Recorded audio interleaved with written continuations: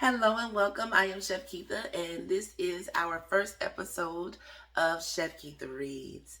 Now, what inspired me to start this series was that at a recent trip home, I found a stack of old church cat lady cookbooks, and it took me back to a place when I was a child, when I used to hide underneath my grandmother's table and read cookbooks to myself and imagine myself cooking.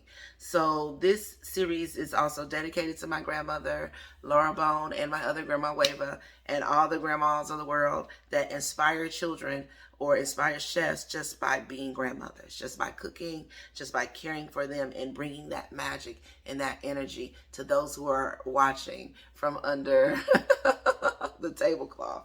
So the first book in the series is Kitchen Magicians, and I found that fitting because I always say that cooking is magic and it's good juju, and when your energy is in the right place and when the chef and the joy is coming through, you can really taste the food, taste it in the food. So I felt like this was fitting to be the first one in the series. It's called Kitchen Magicians, 70 Years of Magic Cooking, and it is by the Blue Flower Literacy Club.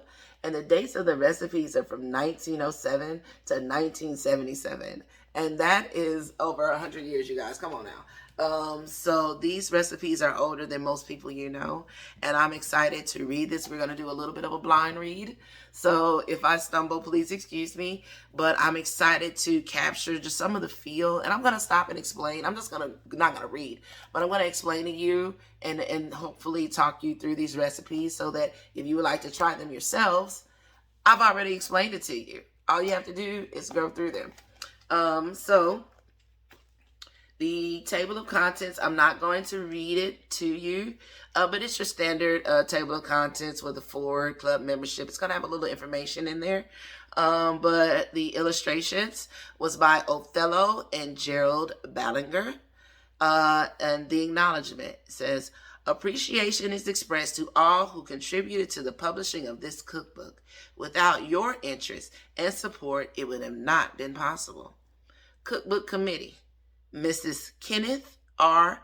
Huckabee, Chairman, Mrs. Kenneth M. Powell, Co-Chairman, Mrs. Nolan Royce, Mrs. J. Leslie Heaton, Mrs. William W. Wilson, May 1977. And the interesting thing, is pause to talk about the era that this was published in. This is published in 1977, around the era of women's rights and things like that. So these women who did the work to collaborate this book should get a lot of acknowledgement. I think that I'm going to try to find out who they are so that I can call them by their name and not their husband's name, because they did the work for the book, and that just lets you know how far society has come for women. And I thank you, ladies, for compiling this book in your husband's names. Thank you. Forward. Today, 1977, members of the Blue Flower Literary Club share the pleasure as time in its flight looks back over 70 years of records, of memories, of old styles, old customs, and recipes. Today, we drive our cars to meetings, seldom remembering that our club founders made a much slower trips in pony carts or horse and buggies that the ladies used for travel in 1907. In the background of our modern conveniences, we forget that charter members had oil lamp lighted houses or wood and coal heated homes. That the club held weekly meetings for many years, and at one time answered to a roll call with quotations referring to afternoon's programs. Hostesses have served delightful refreshments through the years, and we have inherited some of their favorite recipes. This has always been a very social as well as a cultural club. The club offers these books to cooks everywhere in search of new and tantalizing recipes. The food of an area tells the life of its people, and we would like to share our good life with everyone. Here is our offering. May it bring you pleasure. All proceeds from the sale of this book will be used for worthy causes. I love this. This is so exciting. So, this book is actually, the mission of this book is exactly what I'm doing. It's to inspire. So, thank you, ladies, again. Y'all, I need to know these ladies' name. Mrs. Kenneth. Bet her name is like Mary or Sue Beth. Club members: Mrs. Kenneth R. Huckabee, President. Mrs. Kenneth M. Powell, Vice President. Mrs. William W. Wilson, Secretary. Miss, oh, she's single, she got her own name. Miss Ann Sowich, Treasurer. Miss G. J. Ballinger. Miss John Burton. Miss Ray Brooks. Miss Frank Powell, honorary members. Pause and read. These they husbands' names. Our legacy of our treasure recipes. Ladies, we gonna start off. Mildred had to have the best cookies. You know why Mildred had to have the best cookies? Because Mildred is first. Whoever Mildred is, Mildred got the best cookies. Okay? Let's see here. All right, Mildred. Pause and read. Pause and read.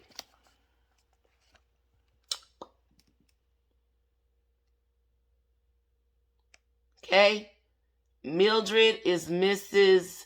Heward Dobbins. Oh, we put names to faces. There we go. There we go. We put names to husbands. Mildred, you got to have the best cookies because you on top. Okay. So, says cream, butter, and sugar. Okay, so when it means cream and butter and sugar, the first thing you need to do is that you need to have cream, butter, or usually it's going, back in this day, they also had unsalted butter. So we're going to make an assumption that their butter was at room temperature and it's unsalted. Okay? So creaming butter and sugar means that you put the butter in the beater in the mixing bowl first and you've turned it on. Okay? And you started that mixing. And the butter is starting to get smooth. Okay? And as you started that creaming process, you're going to take and you're going to pause the mixer and you're going to scrape it down and then add your sugar and turn the mixer back on. And what you're going to do is you're going to allow that fat and that sugar to combine in cream. And what you're going to do is you're going to continue, and what you need is the spatula attachment, not the whisk. The whisk is going to cake up, okay? So with the spatula attachment on your mixer, you're going to beat the sugar and butter together on a medium speed until it's smooth, okay? So that you don't see the granules. So that's what they mean when they say cream, butter, and sugar. Next step is add chocolate and beaten eggs. So these eggs, these 2 eggs are beaten until it was what is called homogenized. So when they're beating their eggs, they're beating it to the point where they cannot see the difference between their yolk and their white. So beat them eggs, like whisk it almost like it's to the texture of liquid eggs, okay? Give a nice good beat. And when they say squares of melted chocolate, we're going to assume that this is unsweetened chocolate. So if you do not know how to melt chocolate, use a double boiler. But nowadays, chocolate is easy to melt in the microwave. So again, as you've got your butter first in the mixer with the paddle attachment, you've added your sugar, you've let it continue to mix until it's smooth and almost shiny. You've added your chocolate and beaten eggs. Chocolate being already slowly melted over a double boiler and eggs beaten. Next thing, you're going to add your flour. Now, when this is the part where you need to pause. Okay? Pause. They make an assume that you know these kind of things. You need to take and scrape down a rubber spatula or a spoon and scrape down your mixer. Scrape the bottom, making sure that you've got all of that stuff mixed in together. Turn your beater back on. Crank it up a little bit and make sure that it's gotten all together really good. Okay? Now, again, and once you've done that, take the paddle attachment off. This is why mixers have multiple attachments. Take that flat paddle attachment off, and this is when you want to switch to your whisk.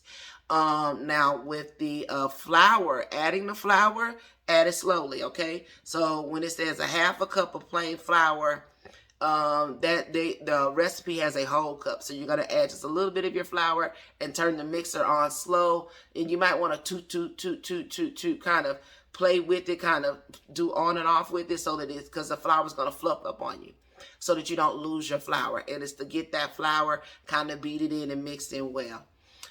Next in that half a cup of buttermilk in the chocolate cake. Listen, Mildred.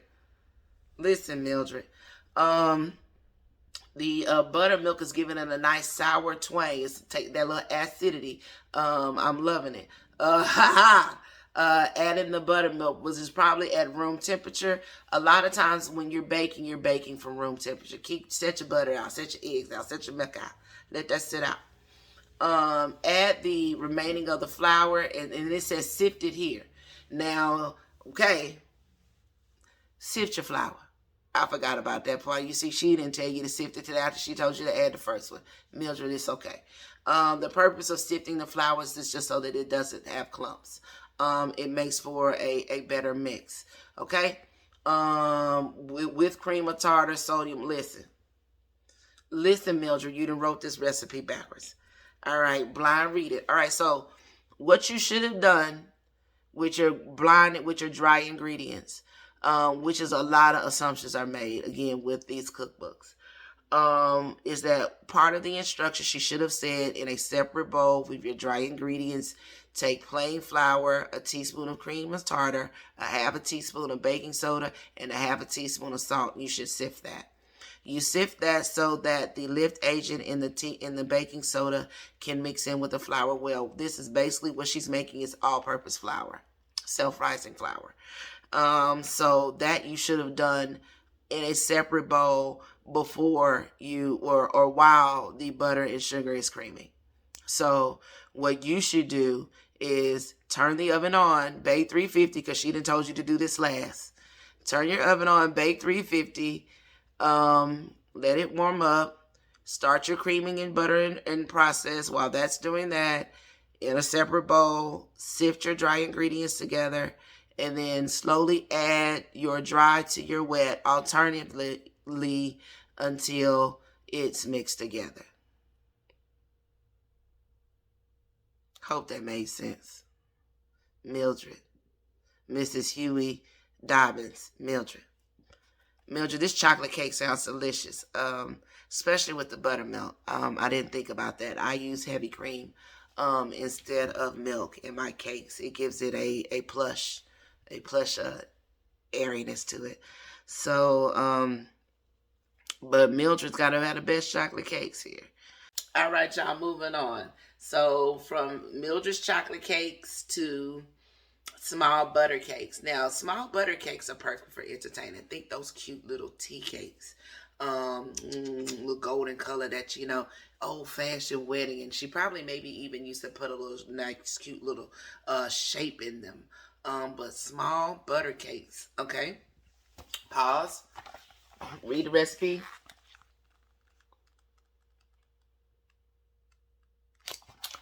All right.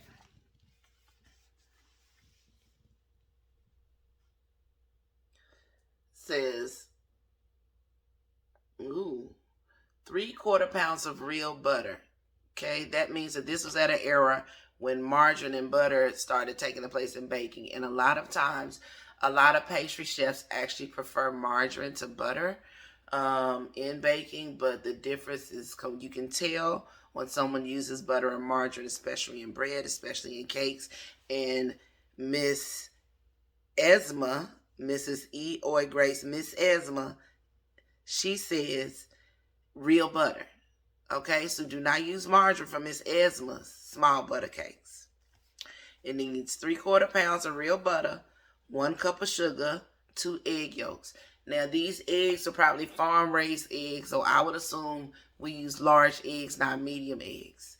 So I would do your large grade 8 eggs for these, 2 large yolks. 3 level cups of flour, enough for dough, but not too stiff. Okay, so that means if you put a little too much more than 3 level cups, it's got to be level. You're going to have dense cakes. Okay, Miss Emma, that's letting you know that 3 level, be exact, or you're going to have you some dry butter cakes with Miss Emma's here recipe. Now, one thing that is something that you need to do is you probably need to sift your flour. Sift your flour. Miss Esma has assumed that you know how to sift your flour.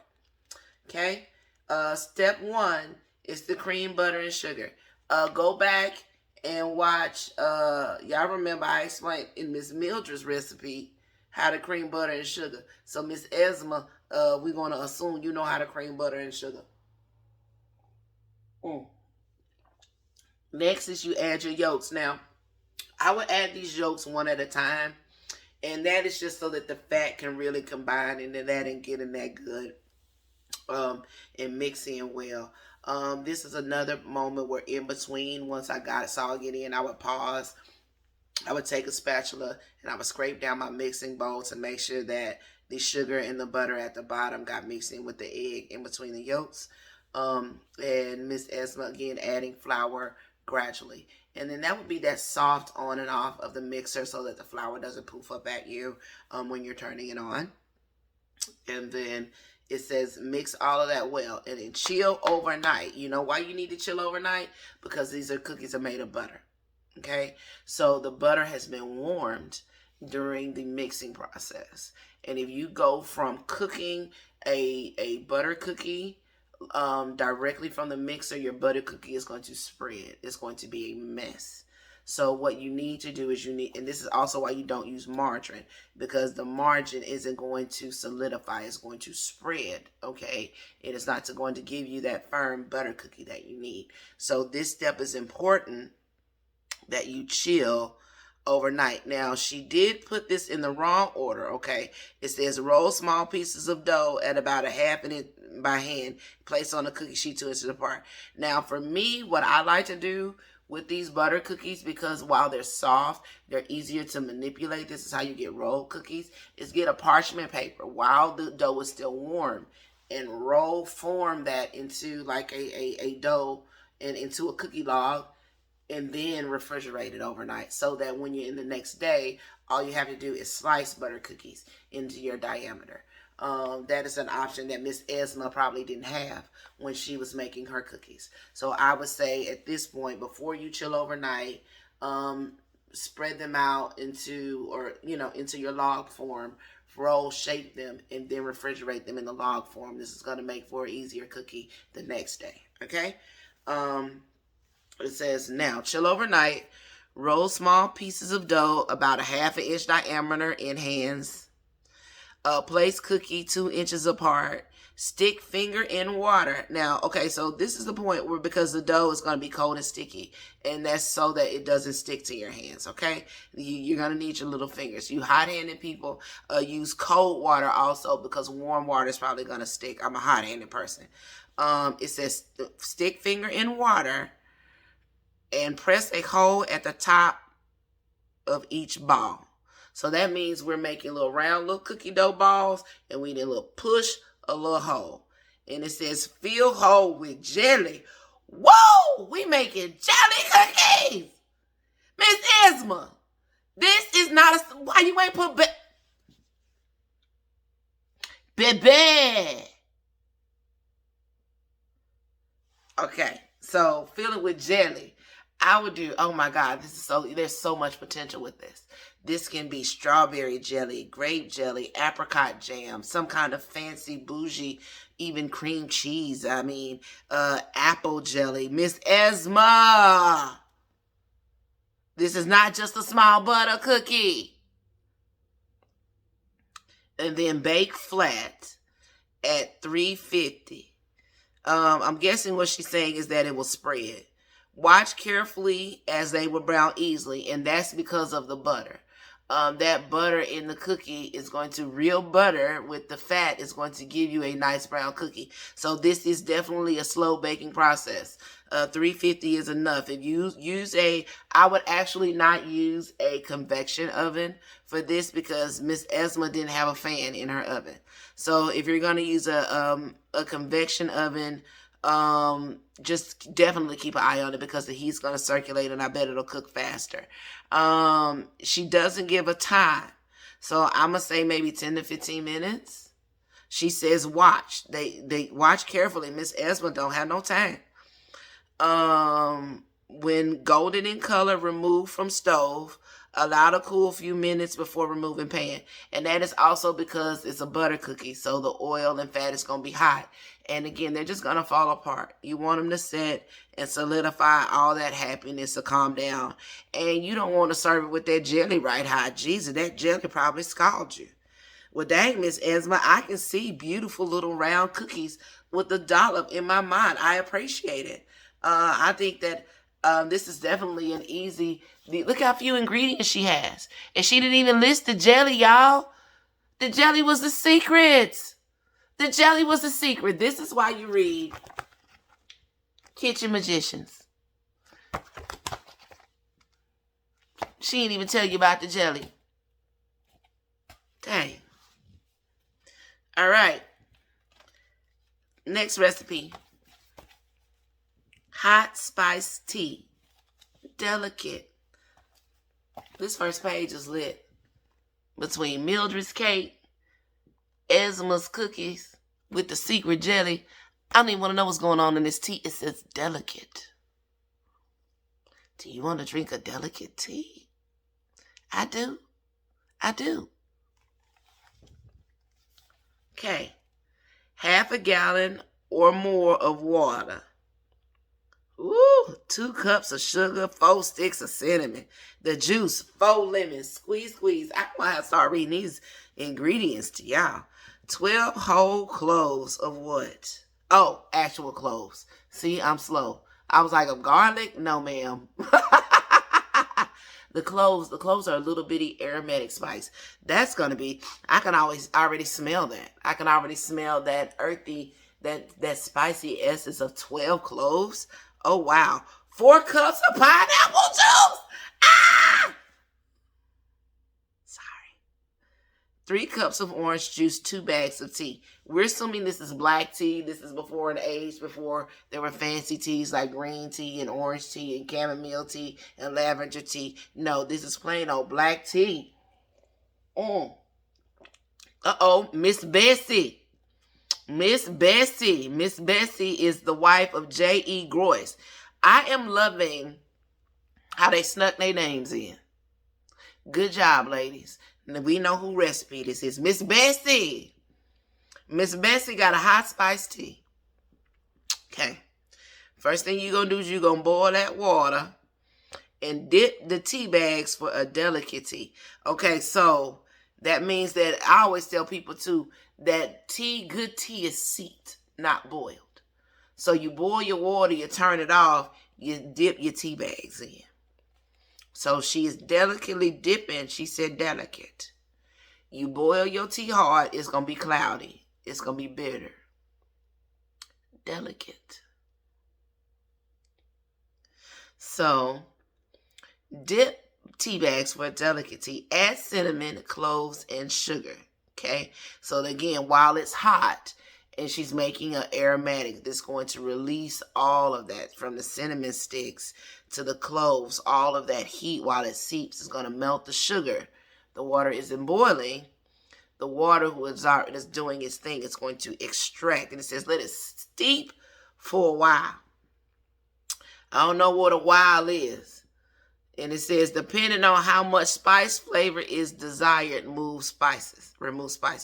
So I'm guessing the longer you let it seep, the longer, of course, the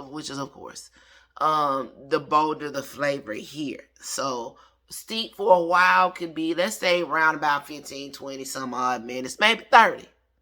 Okay? Depending on how spicy you want it on that first step, okay? Me, I think I do 30 because I love cinnamon and cloves. I'm going to let that sit. Shoot, when I do regular black tea, I just let it sit till the water turn cold. And then I will go ahead and add so that it's gotten a seat. And then I'll even still squeeze my tea bags. So my tea is long and it's good. But anyway, back on the hill. It says remove spices, add all the juices that have been strained. So that lets you know that Miss Bessie she done juiced her pineapple juice. Okay, this is fresh squeezed orange juice. And she ran it through the strainer to make sure she ain't got no pulp, no seeds. This is right here, some good tea, ma'am. Add almond. Ma'am. You're supposed to write that as optional. Add almond flavor for desire. Let me tell you something. I'd probably throw in a little rum in that. That's adding a little nutty. Yeah, I bet a little rum would work. A little rum extract or actual rum itself. I bet you that'll be nice and pleasant in there too, Miss Bessie. Miss Bessie, I see you. It says a half to 1 teaspoon. That means Miss Bessie puts 2 teaspoons in there. Because if I told y'all 1 teaspoon in my recipe, I'd put a whole tablespoon. Because I like it in there. And I know if Miss Bessie said add almond a whole tablespoon, she did that. Is that almond has to cut through all that spice. So she didn't put a half a teaspoon in there. That's a lie. That's a lot of God. It's a lot of y'all. Because she don't want yours to be as good as hers. Okay? I know you. I see through you, Miss Bessie. I see through you. All right. And then it says simmer for 45 minutes or longer. Add more sugar to your taste. So that means once you've gotten all the spices seeped in, you've added this juice, that almond abstract, you're going to give it a little bit of reduction. 45 minutes simmer. That reduced a little bit. A 45 minute simmer is a reduction. So, good job. Good job. I can taste that. I bet you that's a good holiday punch. Nice job, Miss Bessie. All right, that is going to conclude our first episode of Chef Ketha Reads. As you can see that I've found my groove somewhere in that recipe. I am going to start reading you guys the ingredient list. Just because I'm getting excited reading it, reading it, and I think that y'all pause and read. Y'all ain't pausing and read, and I'm lazy. So, you know, I got y'all. Enjoy the next episode. Thanks for tuning in. Bring your wine. Bring your wine the next time. Okay. Thanks for tuning in. If you do other libations, do not be ashamed. You might see Chef blow smoke at the computer. Or whatever I'm on. So, thanks for tuning in. It's Tuesday. See you next time. Thanks again for tuning in with me on Chef Ketha Reads. We are currently reading our first book, Kitchen Magicians, 70 Years of Cooking Magic, compiled by the Blue Flower Literary Club. It's an anniversary cookbook from 1907 to 1977.